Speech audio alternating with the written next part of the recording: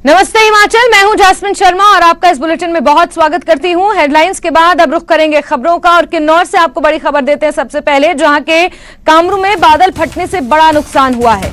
ये घटना सुबह करीब 6:30 बजे घटी है। बादल फटने से बाढ़ आई है। सेब और वाहनों को इससे नुकसान पहुंचा है। सेब के बागों में खासा नुकसान हुआ है। मौके पर प्रशासन और ग्रामीण पानी निकालने की कोशिशों में जुटे हैं। वहीं राजस्व विभाग की टीम नुकसान के आंकलन करने भी पहुंची है। तो कोई ऐसा जिला नहीं है जो इस बाढ़ की वजह से अछूता रहा हो।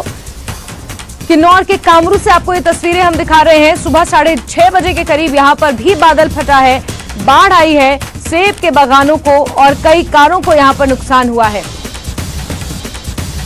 राहत बचाव कार्य में ग्रामीण भी जुटे हुए हैं और अरुण नेगी हमारे सहयोगी ज्यादा जानकारियों के साथ फोनलाइन पर जुड़ गए हैं। अरुण, क्या अपडेट्स हैं मौके से? जी जासमिन, सबसे पहले यह है कि जो बरसात का जो दौर चला है, खासकर हम हिमाचल के लिए कहे तो उसके बाद किन्नौर जिले में जो खासा नुकसान आज सुबह करीब 6:30 बजे कामरू में बादल फटने से जो एक बाढ़ आया था, उससे ग्रामीणों के जो मटर है, राजमा है, सेब है, वो पूरी तरह नुकसान हुआ। इसके अतिरिक्त प्रशासन ने ये बता रही है करीब 20 से 25 वाहन बाढ़ की चपेट आने से नुकसान पहुंचा है।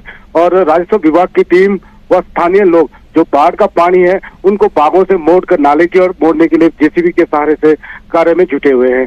अभी कितना नुकसान हुआ है ये प्रशासन भी एग्जैक्ट नहीं बता पा रहा है, क्योंकि अभी आंकलन चला हुआ है। ऐसे में अभी कुछ समय और लग सकता है आंकलन आने में कि कितना नुकसान इस बाढ़ के कारण हुआ है। जी जैस्मिन। अरुण, साथ ही यहाँ पर जो तस्वीरें हम देख पा रहे हैं उसके मुताबिक कुछ ग्रामीण भी यहाँ पर खुद ही मलबा हटाने में जुटे हुए हैं। जहाँ पर ये बाढ़ आई है, ये बादल फटा है, सेब के बागान वहां पर पास में थे, उन्हें भारी नुकसान भी बताया जा रहा है। साथ ही आपने कहा कि बहुत सारी खेती को भी वहां पर नुकसान हुआ है। अरुण, आगे आने वाले समय के लिए भी मौसम विभाग ने इसी तरीके की चेतावनी जारी की है। नुकसान कम से कम हो उसके लिए अब किस तरीके के कदम उठाने की यहाँ पर जरूरत नजर आ रही है? सबसे पहले ये है कि जो खासकर जो किन्नौर जिला है, ये हम सांगला घाटी की अगर हम बात करें तो ये नदी नालों के किनारे ही बसा हुआ गांव है, जहाँ पे बादल फटने से जो खासा तबाही हो सकता है। तो ऐसे में लोगों को अब फिलहाल जो मकान जो नदी नालों के आसपास बने हैं उनको प्रशासन को चाहिए कि उनको रिहेबिलिट करके कहीं सुरक्षित ठिकानों पर लगाए। अब बाग बगीचे जहाँ बने हैं उसको तो बचाना, उसके लिए क्रेड वॉल लगाना पड़ेगा, वो भविष्य की बात गर्व की बात है। तो सबसे पहले प्रशासन को चाहिए कि जहाँ पे नदी नालों के जो लोग बसे हैं उनको निकाल कर सुरक्षित जगहों पर निकाले। लेकिन अभी तक ये देखने को नहीं आया, जहाँ भी बादल फटने के बाद ही प्रशासन हरकत में आता है। उससे पहले प्रशासन कभी ये नहीं देखा गया कि हम किन्नौर जिले की बात करें तो जो नदी नालों में जो लोग बसे होते हैं उनको सुरक्षित जगह पे भेजने का काम आज तक प्रशासन ने नहीं किया। इस कारण इस तरह की जो घटनाएं हैं वो दिन प्रतिदिन बढ़ते जा रहे हैं। जी साथ ही अरुण, जिस तरीके से यहाँ पर बादल फटा है और लोगों को नुकसान हुआ है, ये बताया जा रहा है कि राजस्व विभाग की एक टीम बहुत जल्द इसका आंकलन करेगी। अभी तक अगर नुकसान की बात की जाए तो कितने घरों को और कितने का नुकसान यहाँ पर मोटा मोटा अगर अंदाजा लगाया जाए तो कितने का माना जाए? जी अभी तक अगर किन्नौर जिले की बात किया जाए, इस बरसात के दौरान जो नुकसान हुआ है पूरे जिला किन्नौर में, अभी तक हाल ही में डिप्टी कमिश्नर किन्नौर द्वारा ये बताया गया कि किन्नौर जिले में करीब 32 करोड़ के आसपास जो नुकसान हुआ है उसका आंकलन करके भेजा गया था। अभी जैसे आज फिर बादल फटा है, इसमें भी लाखों का जो सेब का बगीचे है, मटर है, राजमा है, फिर वाहन है, उसका आंकलन करना अभी बाकी है। लेकिन जो प्रशासन ने पहले इससे पूर्व जो बारिश से जो नुकसान हुई थी उसका आंकलन करके जो प्रदेश सरकार को भेजा, उसमें करीब 32 करोड़ के आसपास का नुकसान प्रशासन द्वारा आंका गया था। जी ठीक है, और अभी भी राजस्व विभाग की टीम पहुंचेगी और बादल फटने से जो नुकसान हुआ है उसका आंकलन किया जाएगा। तो फिर ये जो आंकड़ा है ये संभवतः बढ़ भी सकता है। अरुण, नजर आप बना के रखें। बहुत शुक्रिया तमाम अपडेट्स के लिए। वहीं सीएम सुक्खू आज लाहौल स्पीति के ताबो, लोसर और जाहलमा में आपदा प्रभावित इलाकों का हवाई सर्वे करेंगे। वो सुबह 11 बजे शिमला से स्पीति के ताबो के लिए रवाना होंगे, जहां 1:20 पर लोसर हवाई सर्वे के बाद वो लंच करेंगे। वहीं शाम 4:10 पर बारिंग हेलीपैड पर पहुंचेंगे, जहां से उनका जाहलमा के बाढ़ प्रभावित इलाकों का हवाई सर्वे करने का कार्यक्रम है। तो बाढ़ प्रभावित इलाकों का एक के बाद एक सीएम सुक्खू हवाई सर्वे कर रहे हैं। इससे पहले भी चंद्रताल पहुंचकर उन्होंने हवाई सर्वे किया था। किन्नौर के कुछ इलाकों में वो गए थे जहां उन्होंने हवाई सर्वे किया था और अब लाहौल स्पीति के कुछ इलाकों का हवाई सर्वे करेंगे। रणबीर हमारे सहयोगी राजधानी से सीधे हमारे साथ जुड़ गए हैं। रणबीर, सीएम सुबह 11 बजे शिमला से रवाना होंगे और फिर बहुत से ऐसे इलाके हैं ऊपर स्पीति की तरफ जहां पर बाढ़ से खासा नुकसान हुआ है और उनका हवाई सर्वे करेंगे। जरा तफसील से इसके बारे में डिटेल्स बताएं रणबीर। जी हाँ, देखिए सुबह के समय जैसे ही मौसम से थोड़ी हरी झंडी जो है मुख्यमंत्री कार्यालय को मिली कि शायद अभी जिस तरह से आप देख सकते हैं कि शिमला में भी मौसम थमा हुआ, बारिश नहीं हो रही है और थोड़ी क्लियरेंस जैसे ही मुख्यमंत्री को मिली तो सुबह तड़के जो है मुख्यमंत्री का ये कार्यक्रम आया कि मुख्यमंत्री जो है हवाई सर्वे करेंगे लाहौल स्पीति का जो इलाका है और यहाँ से वो सीधे सबसे पहले ताबो जाएंगे और ताबो में मुख्यमंत्री जायजा लेंगे और खासकर जो 2-3 जगह है जो ज्यादा इफेक्टेड है, जो अंतिम उनका पड़ाव है दोपहर के बाद का, वो बारिंग का है और जालमा इलाके में किस तरह की तबाही मची हुई है और 3-4 पंचायतें हैं वो बुरी तरह से प्रभावित वहां पर बताई जा रही है। तो मुख्यमंत्री न केवल हवाई सर्वे के जरिए जायजा लेंगे कि कहां कितना नुकसान हुआ है और बल्कि जो राहत और बचाव कार्य वहां पर चल रहा है उसकी भी जानकारी हासिल करेंगे मुख्यमंत्री। और जो बाढ़ प्रभावित लोग हैं या जिनको खासा नुकसान हुआ है, चाहे वो भूस्खलन की वजह से या किसी दूसरी आपदा की वजह से जो नुकसान हुआ है, उनसे मुख्यमंत्री के मिलने का कार्यक्रम है और मुख्यमंत्री उनसे मिलेंगे। और मुख्यमंत्री के इस दौरे को अहम इसलिए भी समझा जा रहा है क्योंकि जो केंद्रीय टीम है जो नुकसान का आंकलन करने के लिए हिमाचल पहुंची है। पिछले कल उन्होंने शुरुआत जो है मंडी और सोलन जिले से की थी और एक टीम जो है शिमला के कुछ इलाके में पंथाघाटी और रजाना इलाके में भी सर्वे किया था। आज वो टीम कुल्लू और मनाली का दौरा करेगी, वहां जो प्रभावित इलाके हैं वहां पर दौरा करेगी और एक जो दूसरी टीम आज जो यहाँ शिमला में है वो जुब्बल कोटखाई की तरफ जाएगी और रोडू में भी जो नुकसान का जायजा लेंगे। तो मुख्यमंत्री भी अपने स्तर पर पहले भी मुख्यमंत्री ने हवाई सर्वे किया था, 2-3 दिन तक जो है लगातार मुख्यमंत्री कुल्लू में रहे थे जो सबसे प्रभावित इलाका इस आपदा के समय में था। तो मुख्यमंत्री आज जो है वहां पर राहत और बचाव कार्यों का भी जायजा लेंगे और क्या मुश्किलात आ रही है उसका भी जायजा लेंगे। देखिए जो तरह की रिपोर्ट्स आपदा प्रबंधन प्राधिकरण की तरफ से हर रोज आती है तो आज भी 700 से ज्यादा सड़कें प्रदेश में बंद पड़ी हुई है। नुकसान देखिए किस तरह का हुआ है, 130 जाने जो हैं वो अब तक इस मानसून सीजन में गई हैं। तो मुख्यमंत्री आज जो प्रभावित इलाके हैं उनका दौरा करेंगे और लोगों की समस्याएं भी सुनेंगे। जी बिल्कुल रणबीर, लोगों की समस्याएं भी सुनेंगे और एक बाढ़ की स्थिति से अभी हिमाचल प्रदेश उबरा नहीं है, लेकिन इसी बीच मौसम विभाग ने 23 जुलाई तक मौसम इसी तरीके से रहने का अनुमान जताया है और बारिश का येलो अलर्ट अधिकांश इलाकों के लिए जारी किया है। ऐसे में क्या हम ये मान सकते हैं कि ये चैलेंज अभी बहुत बड़ा है और अभी तक बहुत जल्द हिमाचल प्रदेश को इस बाढ़ से निजात मिलने वाली नहीं है? चुनौती बहुत ज्यादा है। जिस तरह से मौसम विभाग की तरफ से लगातार पल पल की जानकारी दी जा रही है, हर 3 घंटे का अपडेट जो है साझा किया जाता है कि कौन कौन इलाकों में ज्यादा बारिश हो सकती है या भारी बारिश हो सकती है, तो उसको देखते हुए एहतियात यहाँ पर बरती जाती है और लोगों को भी एडवाइस किया जाता है।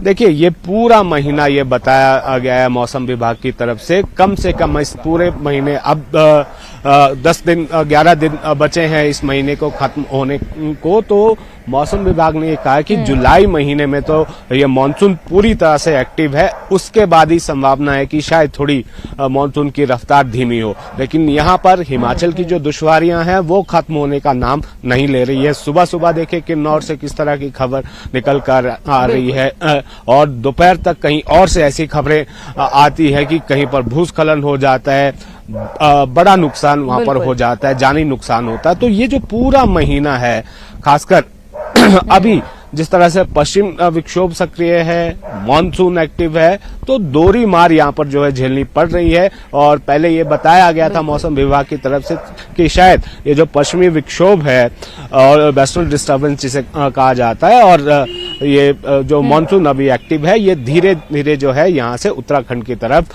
मूव कर जाएगा। लेकिन अभी तक तो ऐसी स्थिति देखने को नहीं मिली है। हाँ, इतना जरूर है कि जो पिछले हफ्ते और बिल्कुल रणबीर, और जिस तरीके से आप भी जानकारियां दे रहे हैं, पल पल का अपडेट मौसम विज्ञान केंद्र द्वारा शेयर किया जा रहा है। जुलाई का महीना तो ऐसा ही बीतने वाला है और उम्मीद सिर्फ हम ये लगा सकते हैं कि जो भारी तबाही, भारी नुकसान हुआ है वो आगे आने वाली बारिश में ना हो। रणबीर, बहुत शुक्रिया हमारे साथ जुड़ने के लिए और तमाम अपडेट्स दर्शकों तक पहुंचाने के लिए।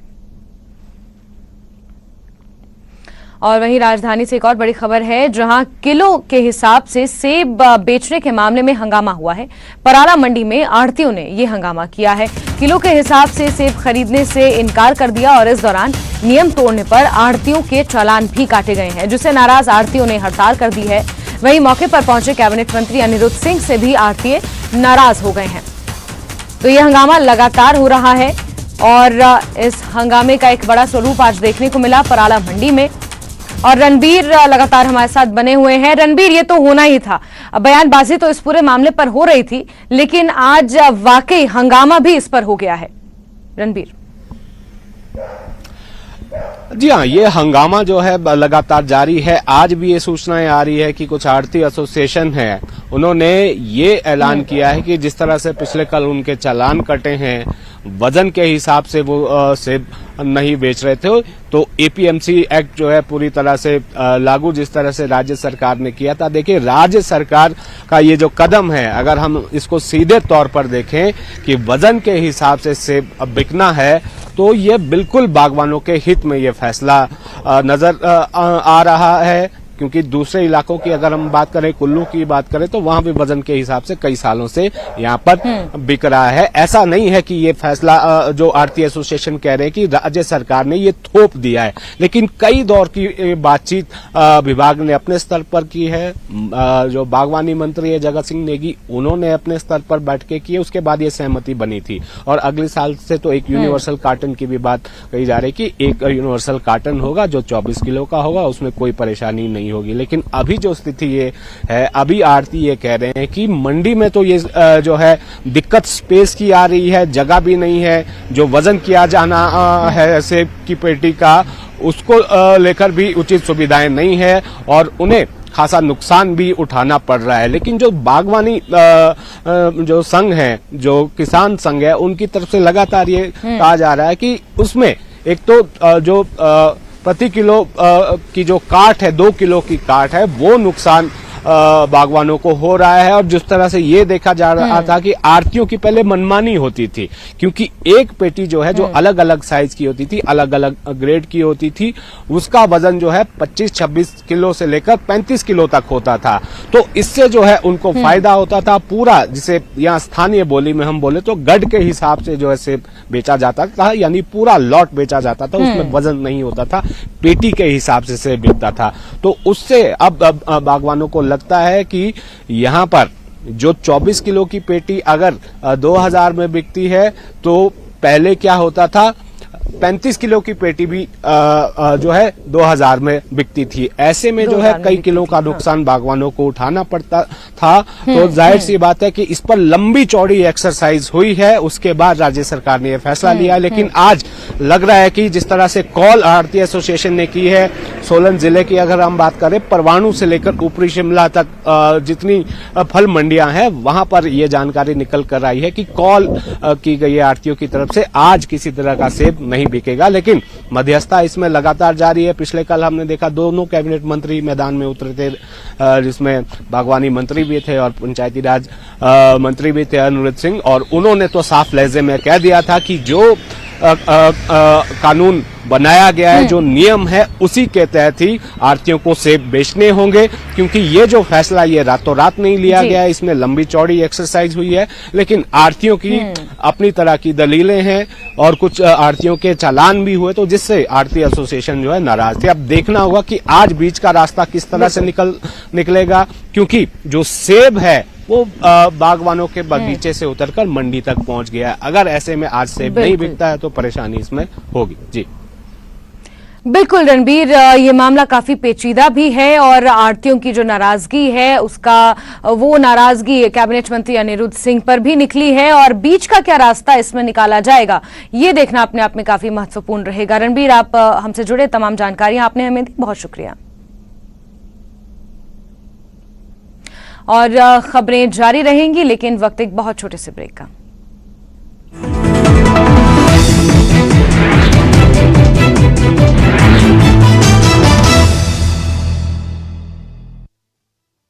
बरामद किया है। इस मामले में पुलिस ने एक महिला सहित 6 नशा तस्करों को गिरफ्तार किया। अभियान के दौरान कुख्यात महिला नशा तस्कर आंटी भी पुलिस के हत्थे चढ़ गई। देहरा में ढलियारा मोड़ पर एक डीजल भरा टैंकर पलट गया। हालांकि टैंकर में आग न लगने से बड़ा हादसा टल गया। आसपास के लोगों ने राहत की सांस ली। आज से शुरू हो रहा है मानसून सत्र। कल हुई सर्वदलीय बैठक। विपक्ष की मांग पर केंद्र सरकार मणिपुर के मुद्दे पर चर्चा के लिए तैयार। महंगाई, दिल्ली अध्यादेश, यूसीसी और महिला आरक्षण जैसे मुद्दों की भी बैठक में रही गूंज। उत्तराखंड के चमोली में बड़ा हादसा। नमामि गंगे प्रोजेक्ट की साइट पर फैला करंट, 15 की मौत, कई झुलसे। पाकिस्तान से आई सीमा हैदर के बयानों की जांच के लिए नेपाल जाएगी यूपी एटीएस की टीम। भारत में सीमा के पहले मकान मालिक ने भी जताया शक। पूछताछ के बाद नोएडा में सेफ हाउस में रखे गए हैं सीमा और सचिन। देश के कई राज्यों में कुछ दिनों तक भारी बारिश का अलर्ट। गंगा और यमुना में उफान से चूपी और उत्तराखंड में बाढ़ के हालात। दिल्ली में घटने की बाद फिर खतरे के निशान के ऊपर जा पहुंची जमुना का जलस्तर। विपक्ष के गठबंधन का नाम इंडिया रखने पर दिल्ली के थाने में शिकायत। 26 पॉलिटिकल पार्टियों के खिलाफ थाने में दर्ज कराई गई शिकायत। पाकिस्तान आतंकवाद को बढ़ावा देने पर एक बार फिर हुआ बेनकाब। मारे गए 3 आतंकियों के कब्जे से मिले पाकिस्तानी आईडी कार्ड। सुरक्षा बलों ने 4 आतंकियों को किया था ढेर।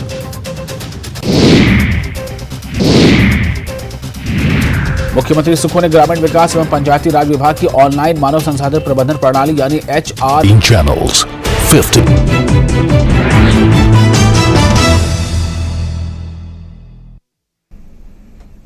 आगे बढ़ते हैं ब्रेक के बाद। हिमाचल प्रदेश के एडीजी सतवंत अटवाल त्रिवेदी का कहना है कि राज्य में भारी बारिश और बाढ़ की स्थिति के बीच महिला अधिकारियों ने बचाव और राहत कार्यों में महत्वपूर्ण भूमिका निभाई। 2 महिला एसपी ने बाढ़ प्रभावित जिलों में कड़ी मेहनत की और साबित कर दिया कि वो किसी से कम नहीं है। वो पुरुष अधिकारियों के साथ कंधे से कंधा मिलाकर काम कर रही हैं। उन्होंने कुल्लू एसपी साक्षी वर्मा और मंडी एसपी सौम्या की जमकर तारीफ की। वहीं दोनों महिला एसपी ने कहा कि पुलिस आला अधिकारियों से उन्हें आदेशों की बजाय निर्देश मिलते रहे, जिससे राहत बचाव कार्यों की अगुवाई करने में उन्हें फायदा मिला। Oh yes, very satisfying that it is my home state, and had I been in any other state, it is my service that demands that we come up to the expectations and rise above everything else and take care of anybody in distress, and I hope we did that. I would say that we have all the capabilities our male counterparts have. Never ever go weak on your training. Take the same training because the opportunities provided in the forces are same. Take the training and be prepared to do whatever is expected of you as a professional. I wait for the day when we are not segregated on the basis of gender and they don't say lady constable and male constable. They're all treated as constables at par, equally professional. Force तो power है, हमारी जान है, हमारी रीढ़ की हड्डी है। जो हमारे जितने भी जवान हैं, करीब 1200 लोग मेरे पास इस जिले में हैं, उनकी मदद के बिना तो ये संभव हो ही नहीं पाता। मैम के साथ काम करना बहुत ही सूदिंग रहता है क्योंकि वो बहुत ही पेशेंट है, कंपैशनेट हैं और उनके जो डायरेक्शंस होते हैं वो कभी ऑर्डर्स की तरह नहीं होते और वो हमें बिल्कुल अपनी टीम में साथ लेकर चलती हैं। हमें ये महसूस करवाती हैं कि हम उनकी टीम का हिस्सा हैं। वो हमेशा एक बहुत ही अच्छे नेतृत्व का उदाहरण उन्होंने हमेशा से दिया। महिलाओं को क्या संदेश देना चाहेंगे आप? महिलाओं के लिए यही संदेश है कि आगे बढ़ चढ़कर और काम करें और पुरुषों की बराबरी करने की आवश्यकता नहीं है। वो पहले से ही बहुत ही सक्षम हैं, कुशल हैं और इसलिए यहाँ कोई कंपटीशन नहीं है। जो अपने अंदर स्किल है, टैलेंट है, जो लियाकत है, उसमें भरपूर होकर काम करें, वो बहुत अच्छा करेंगे। देखिए, इस समस्या के लिए तो हम पहले से भी तैयार थे, क्योंकि ये व्यास नदी के किनारे की जगह है। यहाँ पर बाढ़ की स्थिति बीच में बन जाती है। एनडीआरएफ की 2 टीम्स हमारे हिमाचल में पहले से ही स्थापित हैं। एसडीआरएफ एक यहाँ पंडोर नाम की जगह पर है, और हमारी पुलिस पहले से ही इस आपदा को नियंत्रित करने के लिए इक्विप्ड थी। महिलाओं के लिए यही संदेश है कि आगे बढ़ चढ़कर और काम करें, और पुरुषों की बराबरी करने की आवश्यकता नहीं है। वो पहले से ही बहुत ही सक्षम हैं, कुशल हैं, और इसलिए यहाँ कोई कंपटीशन नहीं है। जो अपने अंदर स्किल है, टैलेंट है, जो लियाकत है, उसमें भरपूर होकर काम करें, वो बहुत अच्छा करेंगे। और इस बीच बात कर लेते हैं एक अहम खबर की भी, जहां ऑस्ट्रेलिया में हादसे का शिकार देहरा की बेटी अवंतिका का शव 18 दिन बाद उनके पैतृक गांव पहुंच गया है। अवंतिका की बीते साल ही अप्रैल में शादी हुई थी और वो अपने पति करण कपूर के साथ ऑस्ट्रेलिया के हॉबर्ट टाउन, तस्मानिया में रहती थी। उनकी 1 जुलाई को हादसे में मौत हो गई थी। अवंतिका के पिता सुरजीत मल्होत्रा पुलिस अधिकारी हैं। अवंतिका की डेड बॉडी बुधवार को उनके मायके सनूट गांव पहुंची।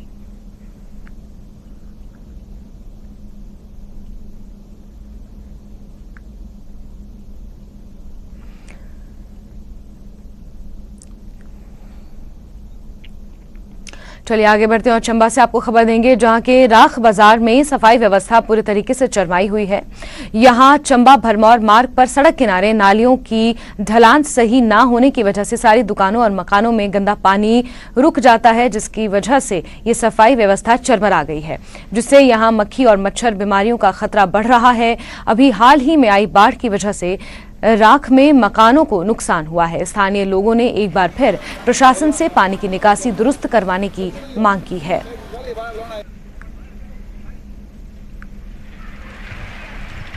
इस पानी की वजह से दिक्कत आ रही है। इधर पानी इकट्ठा हो जा रहा है इस कप्पर के अंदर और पानी नहीं जा पा रहा बाहर।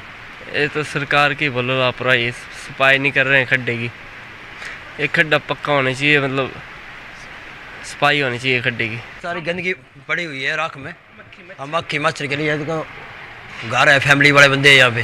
हाँ जी, और थोड़ा बाढ़ लगी हुई है, ये नाला नूला एक कम से कम हो गया सर, कम से कम 1 साल हो गया जो बाढ़ लगी हुई है बाहर, उसका भी कुछ हाल होना चाहिए सर। जितनी भी दुकानें हैं हमारे जैसे स्टोर है, किराना वालों के बड़ी बड़ी दुकानें हैं, उसके लिए सर थोड़ा प्रॉब्लम हो रही है हमारे को। बारिश का पानी जब आता है भारी बारिश में तो पूरा खड्डा भरा जाता है, वो गंदगी घरों में स्मेल आती है।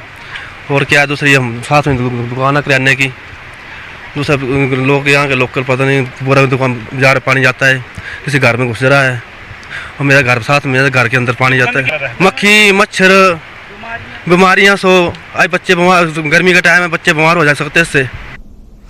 वहीं कुल्लू मनाली के आपदा प्रभावित क्षेत्रों का दौरा करने से पहले केंद्रीय अंतर मंत्रालयी टीम के 4 सदस्यों को जानकारी दी गई।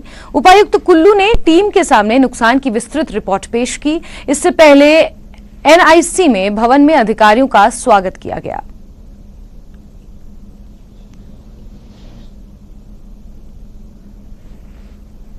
और नूरपुर के जाट में क्षेत्रीय अनुसंधान एवं प्रशिक्षण केंद्र इन दिनों किसानों बागवानों की आमदनी बढ़ाने के प्रोजेक्ट पर काम कर रहा है। साथ ही गर्म क्षेत्रों में उन्नत किस्म की बागवानी, सब्जियां, फॉरेस्ट्री, औषधीय पौधों की खेती पर यहां जोर दिया जा रहा है। संस्थान किसान और बागवानों को सस्ते दामों में बीज और पौधे भी उपलब्ध करवा रहा है।